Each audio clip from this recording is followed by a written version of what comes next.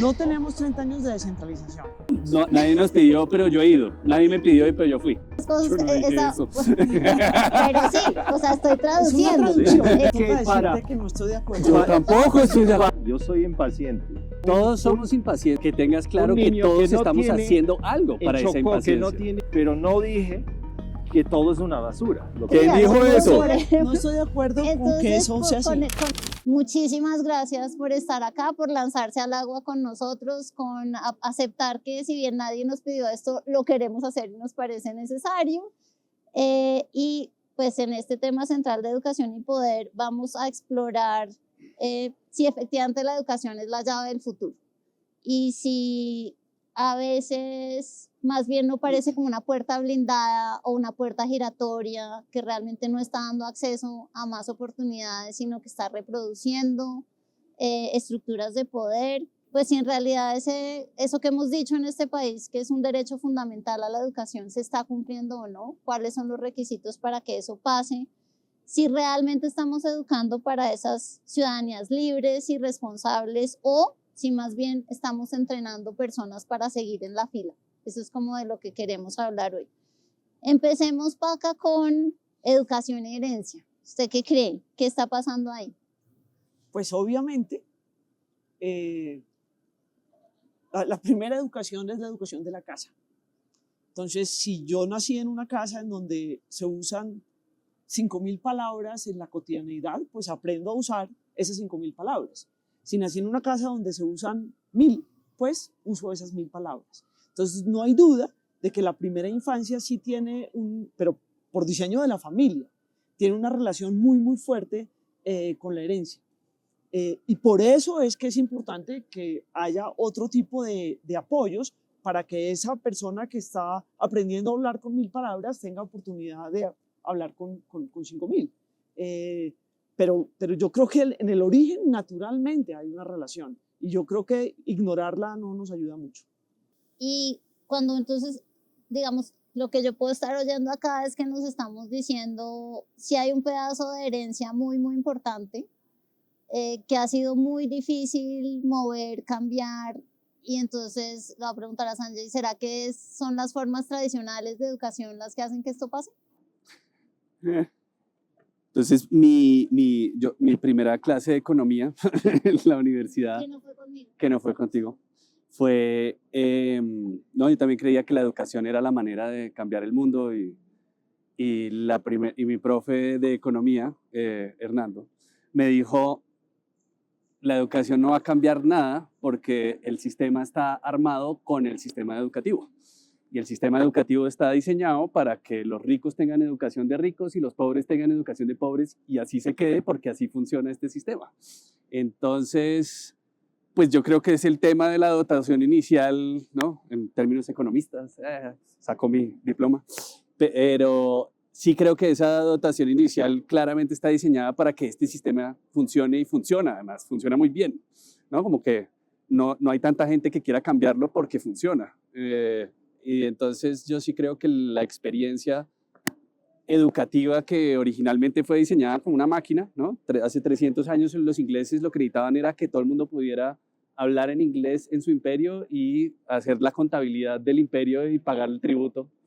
Digamos, diseñaron esta educación que hoy día nosotros, digamos, la transformamos en la educación liberal que vivimos, pero en realidad lo que es cierto de esto es, en la casa uno tiene una dotación, el colegio supuestamente era para uno librarlo de los papás, ¿no? Del control de los papás, y es como, si sus papás lo tratan mal, venga, acá hay un espacio en donde como sociedad lo vamos a tratar mejor, pero al mismo tiempo la escuela se volvió el nuevo sistema de control y el nuevo sistema de mantenerlo a uno obediente. Entonces, sí, digamos que está claro que las trayectorias que la gente puede tener en su vida para unos están como, para casi todo el mundo está marcada desde que nació.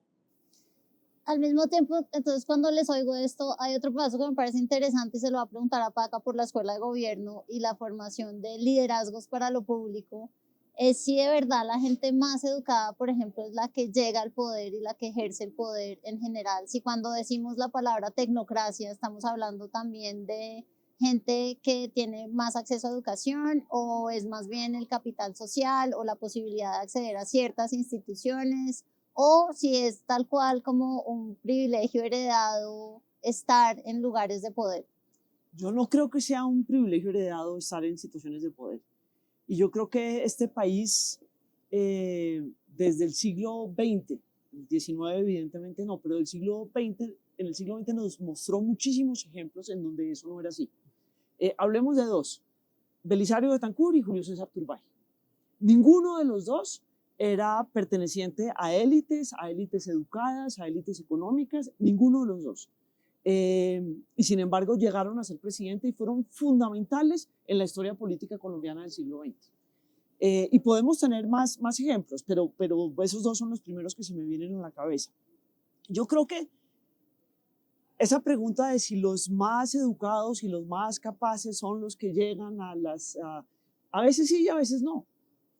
Ahora tenemos un grupo de precandidatos presidenciales que se parece a un álbum de monas, porque pues hay muchísimos. Si nosotros miramos, ahí hay todo tipo de personas, con todo tipo de formación, con una cantidad de orígenes.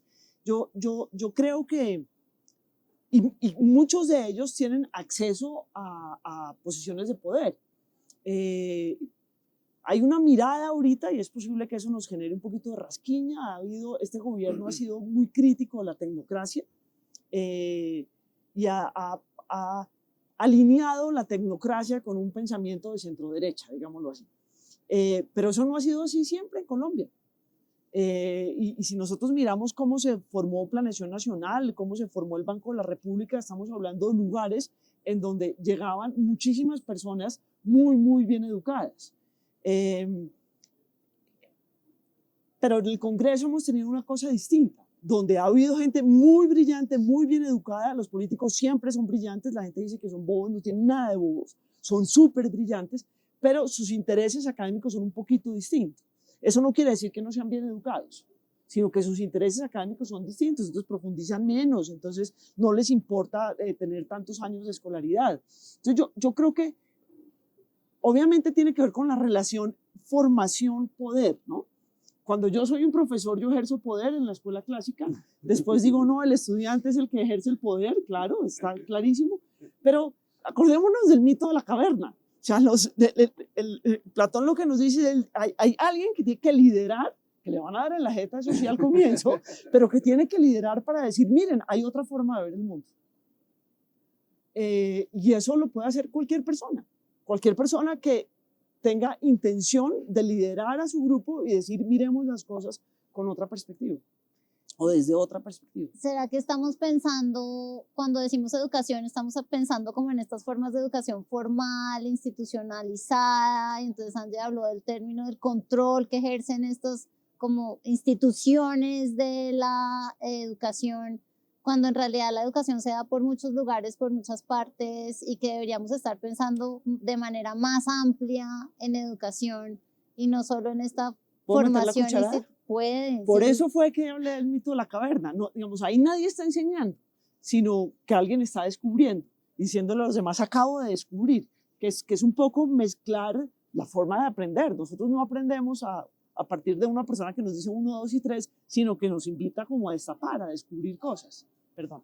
Y entonces por eso, yo sé que Sanjay quiere hablar evidentemente porque eso es lo que hace, obvio, pero sí quería preguntarle primero a Jorge sobre esta como más o menos dicotomía, como la tensión propia de un proceso de enseñanza-aprendizaje entre la enseñanza y el aprendizaje para la libertad, por ejemplo, cuando estábamos hablando de formar ciudadanías libres y responsables, pero al mismo tiempo la posibilidad del empoderamiento que da la educación, esa tensión que hay con el control y con esta institucionalización de la educación.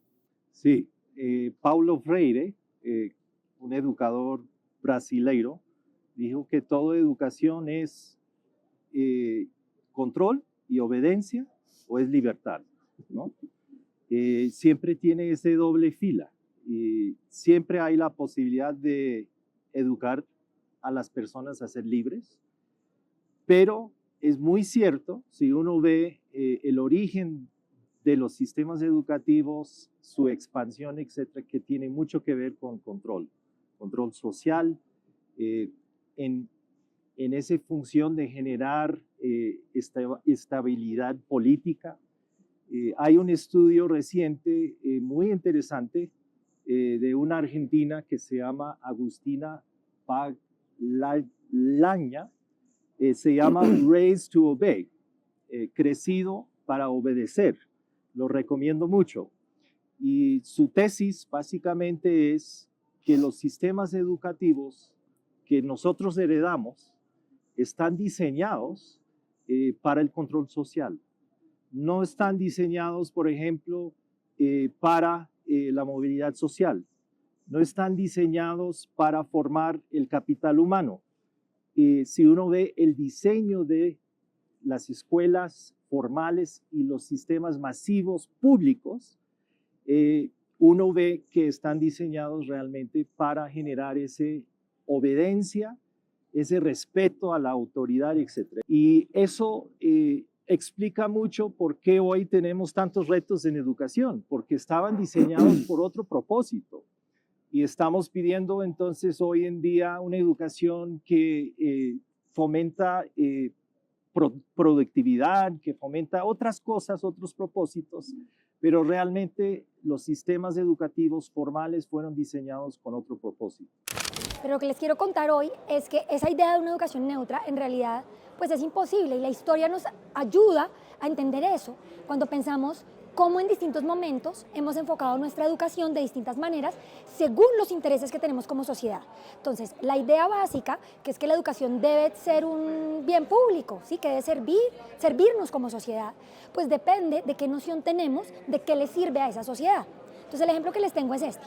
En las primeras décadas del siglo XX, aquí en Colombia, el gobierno tenía la idea de que la educación debía servir para mantener el orden social, ¿sí? Para que cada ciudadano supiera cuál era el lugar que debía ocupar y pues básicamente hiciera caso para que la economía nacional prosperara.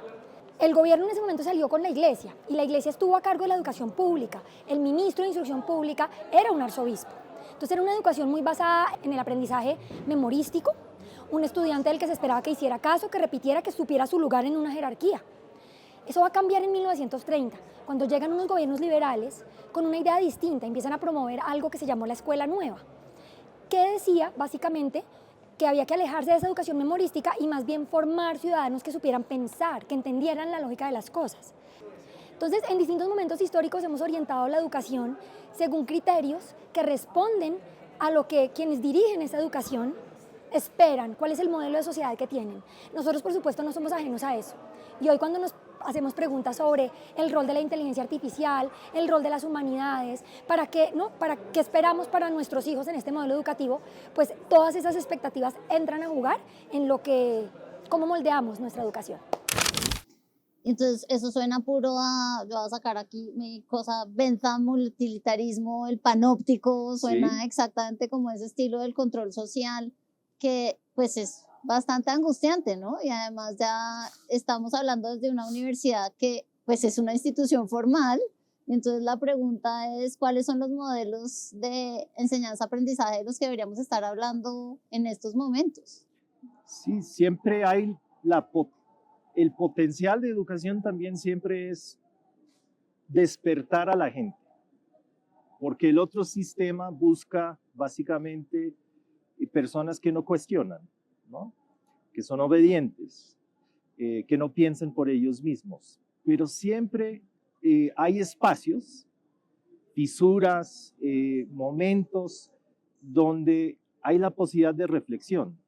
Entonces, en Colombia, por ejemplo, los estudios muestran que aquí, en general, hace falta un pensamiento crítico. PISA, por ejemplo, hace poco hizo un estudio sobre pensamiento crítico en Colombia y no se enseña a pensar críticamente, ¿no? Entonces yo creo que hay profesores, hay escuelas, hay casos donde se fomenta un pensamiento crítico, donde se cuestiona los valores, lo que se hereda, y ahí está la semilla realmente para la libertad. Y esa es la semilla también para el cambio social. Entonces, sí hay la posibilidad siempre en educación de eso, aunque las estructuras y procesos realmente van en otra dirección. Sanjay, ahora sí, procesos de enseñanza-aprendizaje autoorganizados, ¿eso qué quiere decir?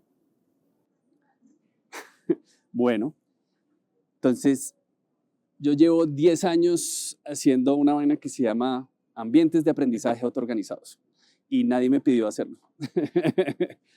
Y la razón por la cual lo empecé a hacer fue ante este dilema de si este sistema está tan arreglado, ¿no? Como que no hay manera de dónde está la fisura. Dije, hay una cosa muy chévere que tenemos en este momento de nuestras vidas y es que tenemos internet, que unos dicen que es una chanda, pero yo lo veo como un manto de solidaridad muy chévere, porque es como en muchos de los lugares a los que yo voy, la gente está sola, está aislada y no hay mucho que hacer, y cuando hay la posibilidad de que alguien más lo escuche a uno, pues eso se vuelve un espacio muy bonito. Entonces los ambientes de aprendizaje autoorganizado, se llaman SOLES por sus siglas en inglés, son espacios físicos en donde se reúne gente, 10, 20, 15 personas, 30 personas, menos computadores con conexión a internet, entonces un computador cada 4 o 5 personas.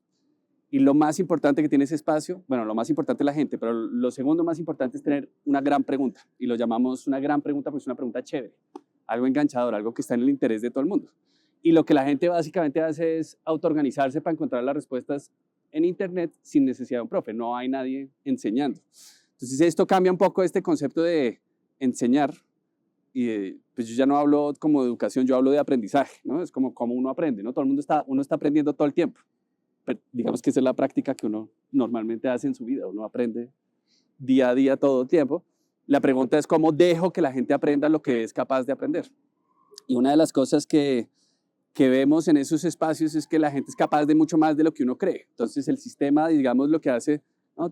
Está el cuento pues que no es un cuento, que es como todos los niños nacen genios y después entran al colegio y como que les matan la genialidad, les matan la creatividad, les matan el pensamiento crítico. Y digamos que lo que pasa en un espacio de aprendizaje autoorganizado es que la gente vuelve a descubrir que tiene un montón de capacidades, habilidades, y no solo eso, sino intereses y gustos y cosas que le mueven, que lo movilizan. Entonces, básicamente lo que la gente hace es que más importante que las respuestas que encuentran a las preguntas es que salen más preguntas, ¿no? Entonces, al salir más preguntas, como que uno puede iterar el proceso, y eso es lo que lleva a la gente como a tener una aventura, digamos, de aprendizaje. Es como, es que esto me gustó y vámonos por acá.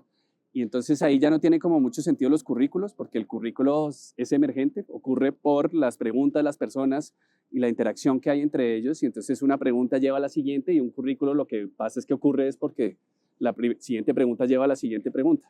Entonces, digamos que esa puede ser una manera de hacer una fisura en este sistema, y es como, pues hay acceso a información, hay que encontrar una manera distinta de usarla, ¿no? No es lo mismo tener el celular y comerse todos los cuentos que le ponen a uno en las redes sociales o las IAs que escarban en las páginas web para poner información, sino es estar juntos usándolo y diciendo, ¿usted qué entendió? No, yo entendí otra cosa, espérese, venga, averigüemos un poquito más. Y así es que, digamos, el pensamiento crítico no se enseña, sino que pasa por la naturaleza de la interacción y la conversación que está ocurriendo entre la gente. Entonces está bueno porque aquí estamos viendo caras como de, sí, bueno, suena chévere, pero más o menos. Porque digamos, entonces para acá yo estoy pensando que también, por ejemplo, una de las tareas que tiene específicamente la universidad, porque es lo que yo conozco, pero sin duda cualquier otro nivel de educación, y ahí vuelvo a la educación formal, he insistido mucho en esto, en esta formación de ciudadanías, y la formación de ciudadanía tiene que ver con la construcción de proyectos de sociedad compartidos. Entonces, de pronto, el otro lado de lo que está planteando Sanjay es como en estas cosas que parecen muy emergentes, entonces uno realmente logra construir proyectos de sociedad compartidos, en vez de que se formen como grupos en los cuales, listo, esto es lo que me interesa a mí, entonces, y ocupo un poco de gente que también le interesa eso, pero no todo el mundo está ahí, que es un poco lo que estamos viendo que pasa con las redes sociales, ¿cierto? Que se vuelven un poco como cajas de resonancia, y entonces esta posibilidad de enfrentarse a lo que me parece insoportable, por ejemplo, que es absolutamente fundamental en democracia, no pasa. Entonces, ¿cómo la educación puede contribuir a esas cosas? Es que yo creo que el enemigo más grande de la democracia es el dogma. Y parte de la historia de la que hablaba Jorge, de la historia de la educación nuestra, está asociada al dogma de la religión católica. De nuevo vuelvo a citar ese artículo de Stanislao Zuleta que dice que naturalmente la democracia nació en Grecia porque no había un solo Dios, porque era politeísta la religión en Grecia. Y tiene que ver con eso, y es, si yo estoy en un medio politeísta, yo entiendo que no hay nadie que tenga la última razón. Y entonces no tengo una posición de el que tiene la verdad revelada. Este es el único camino, esto es lo que tenemos que hacer, sino hay perspectivas diferentes. Y yo creo que parte del enredo que tenemos cuando formamos solamente grupos que no tienen posibilidad de tejer o, digamos, de lograr puntos de unión con el resto de la sociedad, es eso, es la fragmentación que es tan enredada, porque entonces solamente queremos a nuestro grupo que está haciéndose estas preguntas en Internet. Y nos parece que las preguntas que se están haciendo en el salón de clase, en filosofía, en tal año de la escuela, no son importantes. Y ambas preguntas son importantes. Entonces, ¿cómo hacemos para realmente tejerlo y decir, es que no importa, yo no tengo la última verdad? Puede que los que estén haciendo esa tarea estén mirando el mundo desde una posición interesantísima que yo debo hacer un esfuerzo de tratar de hacer, pero ¿cómo hacemos que ellos también? Y a mí eso me preocupa digamos, de la forma como nosotros como sociedad estamos llegando a los temas de educación, que es que seguimos fragmentando y fragmentando, y eso no nos ayuda realmente a contribuir socialmente. ¿Cómo logramos respetar esa mirada, pero que el otro también respete y que tratemos de construir juntos? Creo que ahí esa debería ser la función de la universidad.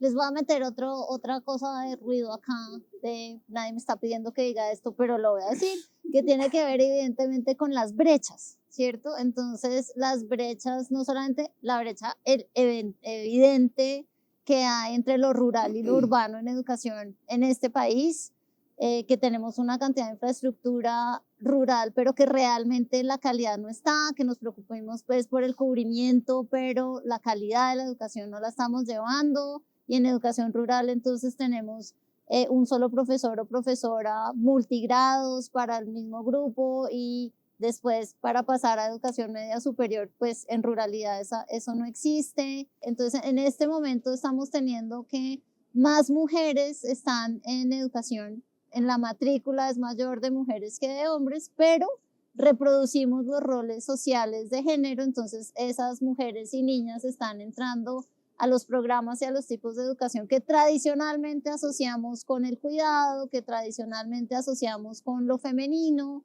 y que de alguna manera entonces lo que está pasando es que la educación también está reproduciendo esos roles de género. Entonces, si uno le mete todos esos ruiditos a esta posibilidad de que la educación sea la forma de construcción de un debate ciudadano, ¿cómo hacemos? Jorge. Sí, yo creo que a veces ponemos mucha esperanza en educación y también lo culpamos de todas las males en la sociedad, ¿no? Y siempre ha habido un debate en educación: ¿qué tanto impacta realmente la sociedad en la escuela versus la escuela en la sociedad? Y son las dos cosas. Pero yo creo, si uno ve, por ejemplo, otros países que tenían brechas grandes, que tenían desigualdades enormes, ellos primero atacaron el problema en la sociedad, nivelando las cosas. Finlandia es un ejemplo. Todos citan Finlandia por su excelente educación y sistema educativo, pero nadie habla lo que hicieron unos décadas antes para nivelar la cancha, para generar realmente un capital social distribuido, político distribuido en toda la sociedad.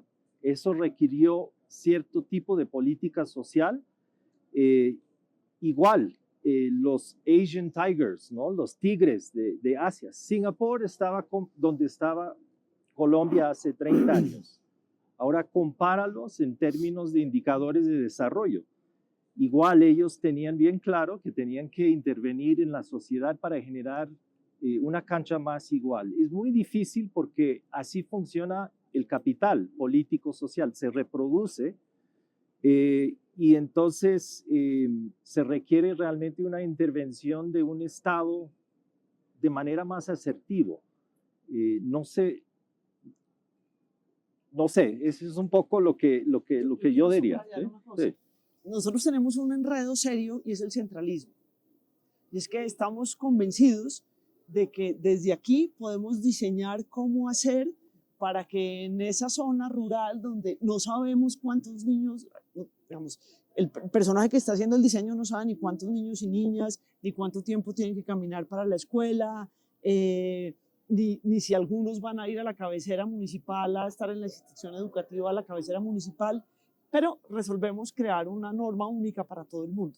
Yo creo que parte de lo que nos pasa a nosotros es que, obviamente, donde hay más poblaciones en Soacha, en Bogotá, en Cali, en Barranquilla, pero si queremos llegar a esos lugares, no podemos hacer el diseño aquí. Si tenemos que conversar con esos señores con los que te encuentras para poder hacer ese diseño. A mí eso me preocupa muchísimo de la aproximación que estamos teniendo en Colombia, en general con la educación. Pero tenemos 30 años de descentralización. No tenemos 30 años de descentralización. Yo creo que tenemos una promesa de descentralización en la Constitución, pero no hemos formado capacidades ni competencias, ¿no? Entonces... O sea, a mí me parecería muy interesante llevar esta conversación a alguna zona rural que quede como en Anorí, Antioquia, en la vereda, ¿no? El banco, donde nadie nos pidió, pero vamos. No, nadie nos pidió, pero yo he ido. Nadie me pidió, pero yo fui. Y la verdad es que esta conversación creo que sería muy, muy distinta. Digamos que allá la gente pues no tiene como esta idea de que se sienten parte de un país y que son ciudadanos. Eso, pues para ellos no es, digamos que algunos probablemente votan, pero digamos que votar no es un acto que diga, yo me siento como un ciudadano de este país. He ido como comunidades indígenas y pues para ellos esta idea de Colombia es como, pues esto me tocó, pero yo no lo pedí. Y en realidad lo que me pasa oyendo esta conversación es que uno dice como, claro, ¿qué es ser educado y uno para qué se educa y qué es lo que definimos como que está funcionando, ¿no? Entonces yo también he leído sobre Finlandia y el cuento de que era muy chévere, ya no está siendo tan chévere porque resulta que las nuevas generaciones están perdiendo muchos de los valores que ocurrieron antes de que el sistema educativo fuera fantástico y digamos que entonces la medida del desarrollo pues como que ya no sirve para medir si eso funciona o no. Y en Singapur no, eso está más controlado, o sea, ya no hay libertades individuales, pero todos estamos felices porque en Singapur, mire, eso sí funciona. Y claro, es una ciudad chiquita en donde eso está totalmente vigilado y pues uno no puede tirar chicle, no puede mascar chicle. Entonces, digamos que yo también creo que esto lo que pone en juego es de verdad uno qué quiere y quién lo quiere y cómo todo el mundo puede participar de la conversación de qué quiere. Sí. Y si el querer de uno significa que hay que sacrificar ciertas cosas para el querer del otro.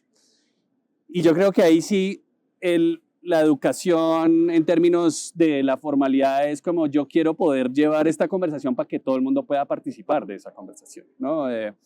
Maturana define las instituciones como una red de conversaciones, ¿no? En donde los gobernados y los gobernantes, digamos, pueden relacionarse o porque el gobernante le pide obediencia, que es un poco el sistema educativo actual, le pide obediencia al gobernado, o lo seduce para que en sus propios intereses el gobernado diga, yo quiero participar de eso y yo quiero seguir este propósito común. Entonces, yo siento que la educación como en este momento está como en ese debate, porque sí hay un sistema que se está como muriendo, ¿no? Hay un sistema y hay otro que está como emergiendo, en donde, pues, cosas como las que hago yo, pero cosas como las que hacen ustedes y las conversaciones que empezamos a generar como estas, son conversaciones que llevan a la gente a que, bueno, aquí esta conversación es para todo el mundo.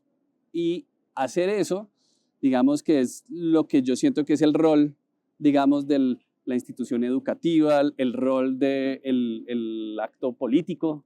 Es como, ¿cómo hacemos para que todo el mundo participe de esa conversación? La educación es política, sin duda. Sí, siempre.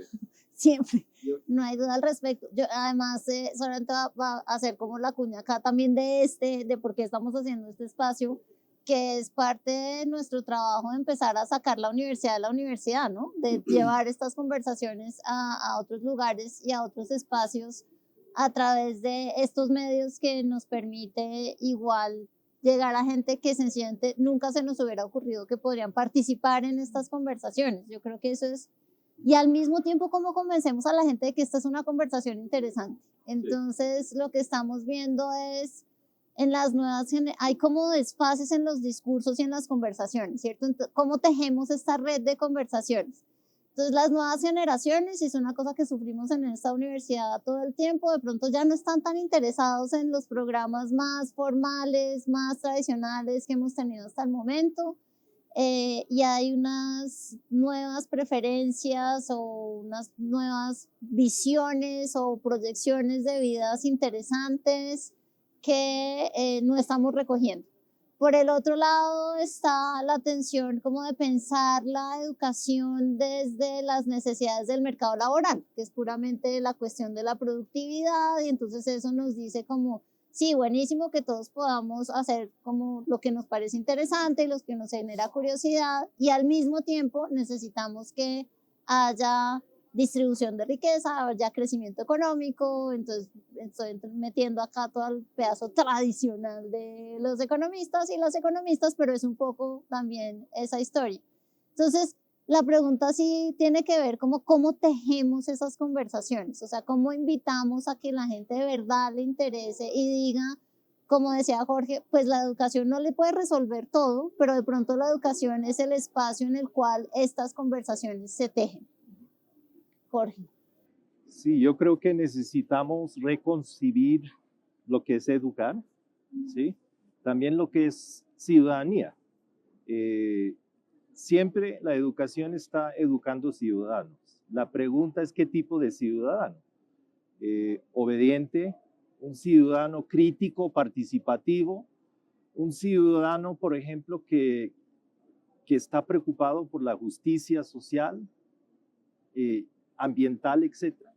Hay diferentes tipos de ciudadanos. Entonces, si uno empieza a preguntar, no tanto si el sistema está haciendo eso, pero ¿qué tipo de ciudadano queremos producir? También viene la pregunta, entonces, ¿cómo lo hacemos? Y muchas veces nos concentramos mucho en el contenido y ignoramos el cómo, los procesos, etc. Y creo que parte de la pista tiene que ver exactamente con esos procesos, repensar como profesor en un aula, repensar cómo enseño, cómo rompo esas barreras que existen siempre en la educación formal entre, por ejemplo, la escuela y la comunidad, entre el aula formal aquí en este edificio y el público acá. Cuando empieza los educadores, y yo sí creo que los docentes son fundamentales, porque realmente la educación es diálogo. Sin un diálogo con otros es muy difícil tejer sociedad y cambio social. Entonces me preocupa un poco modelos que ponen mucho énfasis en el individuo, y entiendo que es un modelo como negativo en el sentido que están intentando quitar todas esas barreras, porque somos seres curiosos, somos seres que aprenden, pero realmente necesitamos aprender a través de diálogos con otros, ¿no? Entonces, yo siento que nosotros como educadores tenemos que reconcebir la educación como un proceso social, un proceso colectivo, y tenemos que buscar nuevas formas de conectar con el entorno, con los otros, con el medio ambiente, con el entorno. Entonces, ya también pasando para acá, pensando como en estas cosas, cómo se aterrizan, por ejemplo, efectivamente, creo que Sanjay nos llamaba la atención como estos conceptos, o los voy a llamar como estas promesas incumplidas de la democracia liberal. Entonces estas cosas, Yo no dije eso. pero sí, o sea, estoy traduciendo. traducción. Exactamente. Libre, En pero traducción. Sí, no sé si tan libre, a ver, porque fíjense que lo que estoy diciendo es como este concepto de ciudadanía, o sea, que en lugares de este país eso no significa nada. Colombia, que en lugares de este país no significa nada. Pero ni siquiera hay que salir muy lejos, ni siquiera hay que salir de este campus para encontrar esa frustración. Esa frustración de, bueno, y que se traduce en apatía, por ejemplo, que se traduce en que la gente, ¿qué importa quién vamos a elegir en las próximas elecciones? Finalmente esto siempre va a seguir siendo lo mismo. ¿Cómo hacemos para que esas cosas, esas frustraciones que estamos viviendo hoy en las nuevas generaciones, que es en la gente joven, pero también en personas que han trabajado toda su vida y que ven que el mérito es insuficiente, ¿cómo puede la educación efectivamente decir, esto sí es una puerta, esto sí vale la pena, aquí sí hay algo que todavía deberíamos recuperar? Me voy a echar un poquitico para atrás. Y es que el punto no es que definamos cuál es el ciudadano, sino cuál es la ciudadanía. Porque el ciudadano es el ciudadano que al ciudadano se le dé la gana hacer, porque es libre. Lo que sabemos es que hay como unos mínimos del ejercicio de la ciudadanía, pero para eso necesitamos sentido de pertenencia, que era lo que decías que no existe en una cantidad de sitios. Y yo creo que eso no se construye a punta de demostrar lo que no hemos logrado, sino demostrar lo que sí hemos logrado. Y yo creo que en temas de educación, pues obviamente tenemos un montón de cosas por mejorar, pero sí hemos logrado cosas en este país, con menos velocidad de la que deberíamos, con más problema de lo que deberíamos, pero sí hemos logrado cosas. A mí me ha interesado por motivos laborales trabajar en el programa de alimentación escolar. El programa de alimentación escolar nació en Colombia con Jorge Eliezer Gaitán y Eduardo Santos para solucionar un problema de desnutrición infantil. Hoy en día no mira eso, mira una cosa completamente distinta. Obviamente estamos hablando de una cantidad de años y es tristísimo que ahora estemos hablando, no hayamos solucionado el problema de ingesta nutritiva, etcétera, etcétera, pero solucionamos ese problema de nutrición. Entonces, en la educación también tenemos que mostrar cosas que sí han sido positivas. El aumento de cobertura a comienzos de los 2000 fue importantísima. Obviamente no fue tan importante en calidad, pero el cubrimiento de cobertura fue importante además para tener socialización entre esos niños. Y nosotros tenemos que reconocer que esas cosas fueron importantes. A mí me preocupa mucho la idea de decir que todo lo que pasa está mal. No. Y resulta que es que 9 mujeres no hacen un bebé en un mes. Estos procesos requieren tiempo y requieren constancia y requieren aprendizajes y corregir y mirar cómo el camino por aquí no fue, esto no nos resultó bien y corregirlo rápidamente. Y yo creo que hay que mostrar esos caminos que generan esperanza, porque lo vemos. O sea, ¿cuántos estudiantes nosotros les decimos su papá era profesional? Y dicen que no. Su abuelo era profesional, no. ¿Y usted quiere ser profesional? ¿Por qué? Porque quiero por A, B, C y D. Y puede que su tío o su primo lo haya sido y le cambió la vida a su familia. Entonces yo creo que uno también tiene que mostrar esas cosas que son muy, muy positivas y que en Colombia han sido, muy, muy positivas. Yo estudié en esta universidad hace, se podrán imaginar cuántos años. No diga, por favor. Se podrán imaginar hace cuántos años y es completamente distinta. Los profesores eran completamente distintos. Mis compañeros no se parecen nada a lo que es un salón de clase hoy en día. Esta es una sociedad muchísimo más igualitaria que cuando yo era estudiante de la universidad. Y esas cosas yo creo que hay que mostrarlas, hay que subrayarlas porque son muy, muy positivas. Entonces tengo acá, sí señor, hágale. Estoy totalmente de acuerdo. A ver, hay una cosa y es como si todo es una red de conversaciones, es que me leí este libro hace nada y estoy matado, entonces es como, este man lo que dice es que no... se llama Humberto Maturana, que es un científico chileno de la cognición, y el libro se llama El sentido de lo humano. Y me pareció, o sea, estoy así como, me mató, porque pone en palabras lo que uno intuye, pero no sabe cómo decir. Y él dice, lo que importa en la red de conversaciones no es lo que se está diciendo, sino la emoción con la que uno lo está diciendo. El emocionar, él lo llama. Y entonces, cuando dices, pero entonces, ¿qué hay que hacer? Yo creo que esta conversación siempre es como un poquito, esta y muchas otras son siempre como desde el miedo, ¿no? Desde, ay, la estamos cagando, el cambio climático nos tiene jodidos, la pobreza, y en realidad lo que veo que funciona es cuando uno habla desde, a mí me gusta mucho lo que yo hago y yo sé que lo que yo hago está cambiando el mundo. Y no solo sé que lo que está diciendo está cambiando el mundo, sino que se lo puedo mostrar, ¿no? Entonces, el lugar donde les decía en el banco a Norí, nosotros íbamos y le preguntábamos a la gente cuáles son 3 preguntas que siempre ha tenido y nunca ha podido resolver, ¿cierto? Y hubo un señor que es la primera vez que yo descubro a alguien que sufrió desnutrición, ¿no? Entonces uno ve que es más bajito, que le cuesta, pero su pregunta fue la que escogió el grupo. Y la pregunta, muy coincidencialmente para esta conversación, era, ¿qué es la democracia?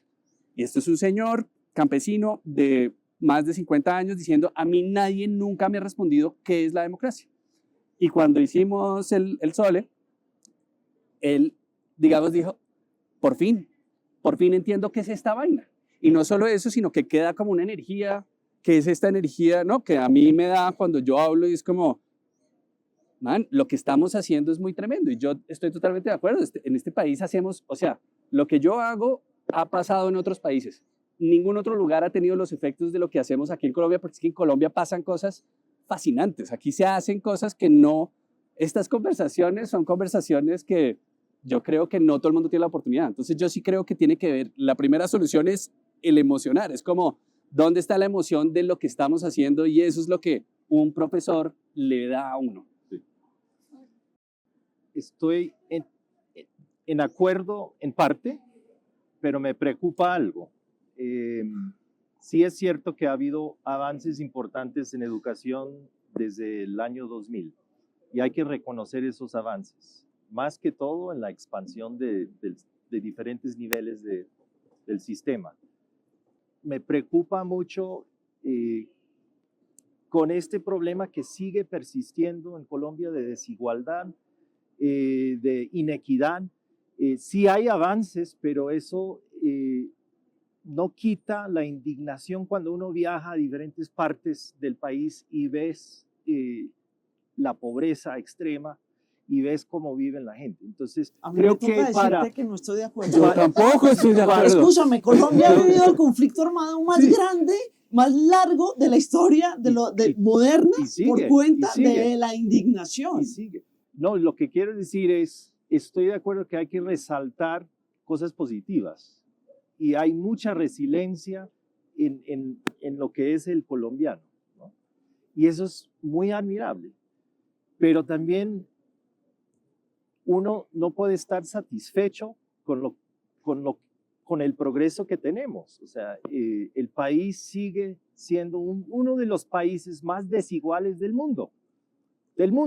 Entonces, es una cosa, un poco como una paradoja. Pero porque eso no sea aceptable, no puedes no reconocer que las condiciones de acceso a la educación de las mujeres han mejorado muchísimo, que la cobertura ha mejorado muchísimo y que hay tanta indignación que Colombia ha sufrido un conflicto armado gigantesco y eso tiene que ver con esa indignación. Entonces, el punto es uno sentarse en decir esto es una basura. Lo único que nos lleva es, como nos vamos a morir, vámonos de una vez enfermando. No, pero que no es la apatía de la que hablaba Jimena. No, es todo lo contrario.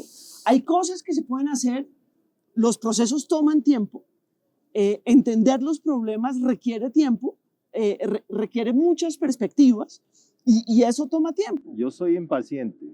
Yo no voy a decir a todos somos impacientes. Un niño, que tengas claro que todos estamos haciendo algo para esa impaciencia. Que no tiene un colegio cerca, que tiene que viajar 4 horas para llegar al colegio, sea paciente, mira los progresos que tenemos. No, eso es no, inaceptable. Digamos, uno sabe que a ese niño no le va a decir eso, porque ahí sí el liderazgo público nos lleva a decirle a ese niño le tiene que hablar de una manera distinta. pero lo que no podemos resolver es que no pasan cosas, porque es que ese discurso no nos lleva a la construcción, sino a la derrota. A mí eso me preocupa mucho. Esos discursos catastróficos no llevan a construir generalmente. Una aclaración. A mí me encanta el concepto de dark optimism. O sea, uno tiene que ser optimista, optimismo oscuro. Uno tiene que tener ojos abiertos y claras y ver la realidad como es y no tener miedo en decir que esto está mal, pero también tener optimismo a la vez, ¿no? Que te mueve adelante, ¿no? Es muy importante lo que dices, estoy de acuerdo contigo, pero no dije que todo es una basura. Lo que estoy diciendo es que hay que reconocer que hay muchos problemas todavía estructurales y eso causa indignación y bueno. Pero ¿dónde no hay problemas estructurales?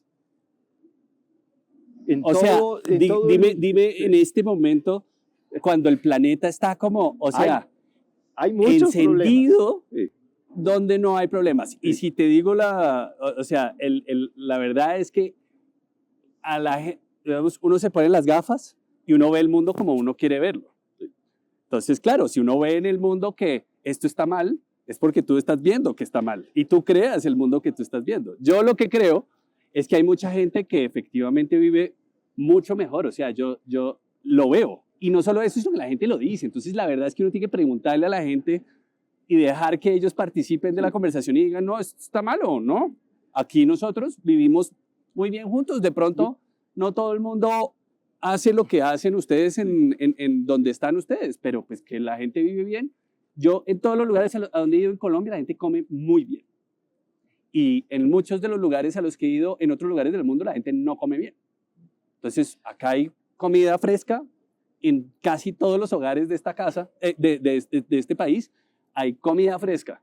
Eso en buena parte del planeta no existe. Entonces, yo sí creo que hay que decidir como qué es lo que define lo que está bien y lo que está mal, y eso no es una decisión individual. Entonces, esto está buenísimo, precisamente este tipo de cosas que queremos promover, pero déjenme volver un poquito también a una cosa que me parece importante, que la planteaba Jorge, que tiene que ver con el rol de quien educa. Y entonces Angie nos ha dicho mucho, pues es que yo ya no estoy pensando en enseñar, estoy pensando en el pedazo del aprender.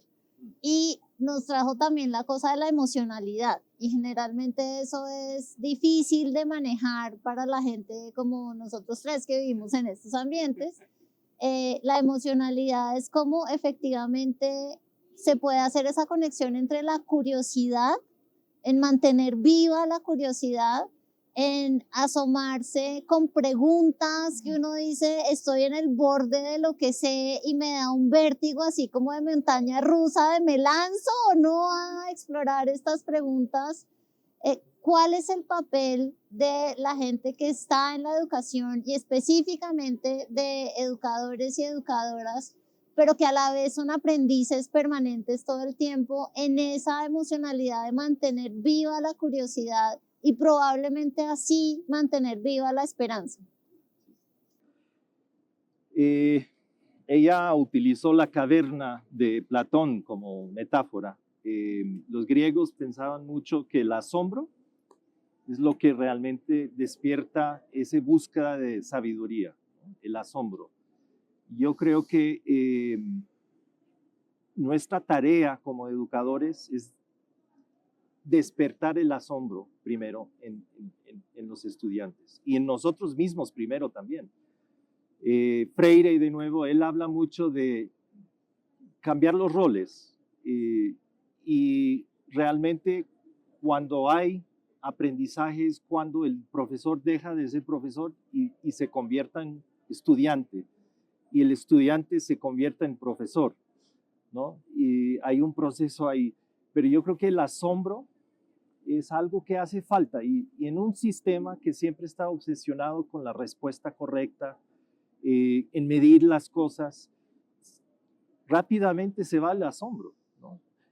Y entonces yo creo que los artes, las humanidades son claves porque despiertan el asombro, nos cultiva esa empatía en el otro, nos permite salir de una visión del mundo que es fijo, muchas veces impuesto en nosotros, y nos despierta. Y hay una educadora que me encanta que se llama Maxine Green, y ella habla de el proceso de despertarse. Eso es educación, despertarse, porque muchos de nosotros estamos medio dormidos. Hay que despertarse, y eso es el propósito quizás más importante de recordar y reintroducir en el proceso. Paca. A mí me da la sensación que parte de lo que ocurre es que uno tiene que entender que a las personas que están en el profesor generalmente es el mismo. En cambio, las personas que están en el salón de clase están cambiando constantemente y crecieron con realidades distintas. Y entonces renovar las gafas, hablando del ejemplo de las gafas, renovar las gafas constantemente es difícil. Yo creo que es una cosa muy difícil para un profesor, pero eso es lo que tiene que hacer para lograr mantener su interés y su curiosidad y lograr seducir a los estudiantes, para mostrarles, porque es mostrarles más que enseñarles. Y yo creo que se trata de mostrarles caminos, de mostrarles ambientes para descubrir. Y yo creo que eso es difícil. Yo pienso en ustedes, los profesores de largo tiempo, y pienso que la renovación de las gafas semestre a semestre, semana a semana, es un desafío grande. Es un desafío grandísimo. ¿Cómo no? Yo voy a usar no la metáfora de la caverna, sino la metáfora de Ratatouille. ¿No? Que dice, todo el mundo puede cocinar, pero no todo el mundo va a ser un gran chef, pero todo el mundo puede cocinar. Y un gran chef se puede encontrar en cualquier, o sea, puede aparecer en cualquier lugar. Yo siento que el educador, yo también soy educador, ¿no? Y yo sí creo que uno tiene un rol fundamental. La pregunta es, ¿quién es el educador? Y puede haber muchos educadores. En un espacio de aprendizaje no solo el profesor es el educador, sino que si hay un diálogo chévere, pues todos pueden jugar el rol del educador. Y nosotros en Sole usamos una metáfora muy chévere que se vuelve práctica, y es el concepto de la abuelita. Y entonces, ¿por qué la abuelita? Es porque pues, mi abuelo me ve jugar fútbol y dice, chino pendejo, pégale bien a la pelota. En cambio, mi abuelita todo lo que yo hago le parece divino, ¿no? Entonces dice, ¿cómo hiciste eso? ¿Qué nota? Muéstrame más. Entonces, él, que inventó esto, digamos, inventó el concepto que se llama Sugata Mitra, dijo, inventémonos el concepto de la abuelita. Entonces, ¿qué tiene que hacer un educador? Ser como una abuelita, decir, ¿qué están averiguando? ¿Qué nota? ¿Y eso cómo lo encontraron? ¿Qué hicieron? Es alguien que le dice a uno, no le da las respuestas, le plantea más preguntas, le cuenta historias, juega, ¿no? Eso es lo que hacen las abuelitas, pues las estándar, digamos que la estereotipada abuela que está ahí para acompañar, y es alguien que acompaña y escucha, pero no está ahí para resolverle el problema, pero sí está para contarle historias que le llevan a uno a descubrir cosas que no hubiera descubierto. Entonces yo siento que un poco el rol del educador hoy es ser una abuelita. Y entonces ser una abuelita que lo que hace es motivar no desde la sabiduría del conocimiento, sino desde la sabiduría de estar y cuidar. Pero déjenme otra vez volver a llevarles la contraria, porque otra vez se volvieron a poner todos de acuerdo y eso no está tan entretenido, que es, ¿qué pasa con el acervo de conocimiento? ¿Cierto? Si decimos que la gente solo descubre, que la gente hace sus propias preguntas, que además como con esta imagen que estamos dando, como que la educación siempre es una cuestión lúdica y placentera y que todo es chévere y no sé qué. Pucha, yo no sé, yo sufrí ¿Quién las dijo clases de eso? econometría. ¿Quién dijo eso? No estoy de acuerdo con que eso sea así. Entonces, exploremos esa imagen un poco como de uno no siempre tiene que estar en la felicidad absoluta y que la incomodidad es muy importante en los procesos de enseñanza-aprendizaje.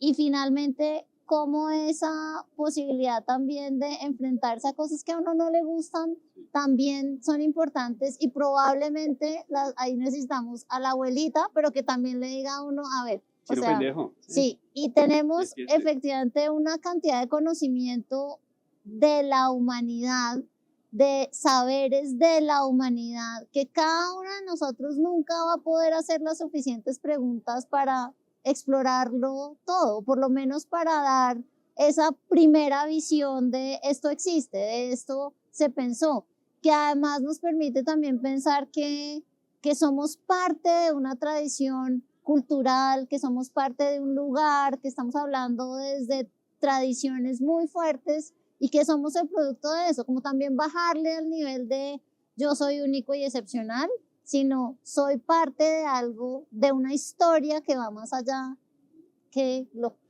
mi individualidad. Ese pedazo que no es como tan feliz, llamémoslo, cómo se mezcla aquí y ya nos queda como medio minuto para que cada una de las personas que está acá nos cuente su reacción de cómo ver el lado incómodo de la educación. A mí me gusta ponerle el ejemplo a los estudiantes con el deporte. Si yo quiero ser un buen tenista o un buen basquetbolista o un buen voleibolista, tengo que tener abdominales buenos. Y hacer abdominales yo no creo que a nadie le guste, pero yo los hago porque los abdominales me permiten hacer otra cantidad de cosas. ¿Por qué necesitamos formación buena cuantitativa? Porque tenemos que saber cálculo. Porque no podemos ni siquiera hacer las preguntas de lo que nos presentan, que nos interesa, porque no tenemos las herramientas para entender una gráfica, no tenemos las herramientas para entender un análisis de unos datos. Y por eso necesitamos una formación. Y yo creo que los idiomas. Cuando uno aprende un idioma de viejo, uno tiene que hacer un montón de esfuerzo. Y es aburrido hacer el oso porque pronunció mal, porque construyó mal, porque le da pena hablar mal, porque no puede ser elocuente de la misma manera que es en su idioma nativo, y eso cuesta. Pero por eso no va a dejar de aprender un idioma, sino todo lo contrario, le toca hacer ese esfuerzo y ese esfuerzo. Entonces yo creo que hay esa postura de que todo tiene que ser agradable. No. Aprender no es tan agradable. Muchas veces le cuesta a uno muchísimo trabajo. Cuando ya llega al punto dice, uy, qué maravilla, qué maravilla. O cuando empieza a entender que esas derivadas le sirven para entender algo, es como, aleluya, aleluya. Y yo creo que a la gente hay que decirle eso constantemente en el proceso de aprendizaje. Hacer abdominales es aburridísimo. No hace abdominales y no es capaz de hacer un sostenido. No aprende a derivar y no puede entender 1000 cosas después. Yo creo que eso hay que mostrarlo en la práctica de forma constante. Sí, yo regreso a la idea de la conversación también de generar criticidad y ciudadanía crítica. Y yo creo que eso empieza cuestionando uno mismo. Y eso es incómodo. De hecho, cuando yo tengo clases de pregrado aquí, y yo como profesor empiezo a cuestionar a los estudiantes, etc. Hay un ambiente, hay una tensión ahí, pero esa tensión es productivo a veces, es muy importante porque sin esa incomodidad y sin esos disturbios uno no empieza a reflexionar. Y la reflexión crítica es el base del aprendizaje profundo. Si no, todo queda en lo superficial, todo queda cómodo, todo queda bonito. Entonces yo creo que ahí hay algo en lo que dices que es muy cierto. Hay que provocar incomodidad. Conversaciones como esta que son a veces incómodas. Sí. Pues yo creo que si aprender tiene su sufrimiento siempre. Si uno no está sufriendo, no está aprendiendo. Entonces, yo creo que decir como, pues tiene su sufrimiento, que puede ser para algunos placentero, para otros no tanto, no sé, digamos, no voy a entrar en ese debate, pero digamos que lo que genera esfuerzo, yo creo que es lo que genera, digamos, que una experiencia o algo se arraigue en uno, ¿no? Y en cierto sentido yo sí creo que el ejercicio de preguntarse es el ejercicio en sí mismo de mayor esfuerzo. Y es como si yo me hago una pregunta, pues, pucha, construir una buena pregunta ya es un ejercicio, creo que probablemente de los ejercicios más complejos que hay. Pero también creo que hay otro ejercicio muy complejo, y si vuelvo a esta red de conversaciones, es que una cosa es lo que uno dice y después cómo uno cumple lo que uno dice, que yo creo que tiene que ver con pues, lo que tú dices de la responsabilidad ciudadana. Es como una cosa es de hablar, entonces hablamos acá y tal, pero después yo cómo cumplo, cómo efectivamente lo que hago se cumple, y eso es, yo creo que donde uno tiene que llevar lo que se dice a la acción, y ahí solo es cuando se lleva a la acción que uno sabe si sí aprendió. No, como que uno puede decir muchas cosas, pero en el momento en que los lleva a la acción es que uno dice, ahora sí ya sé esto. Como que en la acción está el punto. Entonces yo, en realidad, digamos que esta vaina de la vida fácil, yo creo que es una venta de un mundo que invita al consumo, pero en realidad eso no tiene nada que ver con el aprendizaje ni con la educación, eso tiene que ver con una vaina que funciona y es que la gente compre. Y que es aburrido. Y que es aburrido, porque eventualmente comprar, uno se aburre de comprar. Pues con esto cerramos. Muchísimas gracias con apoyarnos en este primer ensayo de nuestro podcast Nadie nos lo pidió, y efectivamente nadie nos los pidió, y aunque eso ha pasado, pues creemos que sí es necesario hablar de educación, creemos que sí es necesario hacernos preguntas del estilo de si creemos que la educación, por ejemplo, nos hace libres o nos enseña reglas de juego, si nos contribuye a la esperanza o sencillamente es esta reproducción de todas las estructuras de desigualdad y de poder que tenemos. Y al mismo tiempo nos permitió explorar la importancia de la seducción, de la persuasión, del asombro, de las formas alternativas de hablar de educación. Y una cosa que pasó aquí, que creo que es la esencia de los procesos de enseñanza-aprendizaje, es el disenso, la posibilidad de no estar de acuerdo y de seguir en la conversación. Y sobre todo que fíjense que aquí, que toda es gente que se dedica a la educación, que todo el tiempo estamos pensando en esto, no necesariamente estamos de acuerdo. Y si nos lanzamos a estas expresiones de disenso, probablemente vamos a construir estas posibilidades de espacios de conversación, de tejer esa red de conversaciones y de seguir en esto, ojalá generando algo de incomodidad, pero también de esperanza. Nadie nos pidió esto, pero aquí estamos y vamos a seguir estando, participando en las conversaciones que nos parecen fundamentales para construir país. Muchísimas gracias por acompañarnos. Gracias. Gracias por invitarme. Gracias. Y aquí está Patricia. ¿El Hernando fue la No, Matallán. Ah, Gracias. Hicimos propaganda y todo. Ay, Estos me gustan. estuvo bueno, estuvo El cambio bueno. climático. ¿es eso? Foto. Ah, foto. Un gel que va a durar 2000 años. Ok. Muy bien. Muchísimas gracias. Bueno, Estuvo muy chévere. ¿sí? Yo no lo pedí. El pago. Nadie pidió esto, pero me lo pidió pidió esto y le dieron. Nadie pidió esto, pero era necesario. Un almuerzo.